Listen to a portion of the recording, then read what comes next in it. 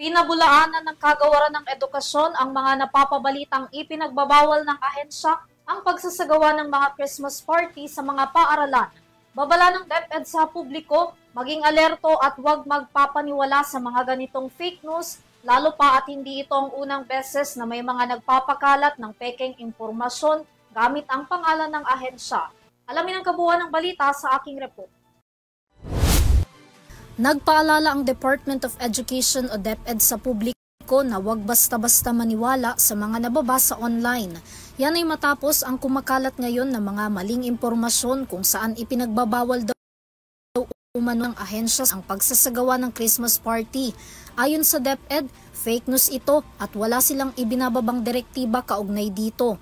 Hindi rin naman daw nabanggit sa ibinabang kautusan ng Malacanang na ipagbawal ang Christmas party sa mga paaralan na tanging sinabi lang ay gawing simple ang kanilang year-end party at selebrasyon sa lahat ng mga ahensya ng pamahalaan at hindi kasama dito ang mga eskwelahan.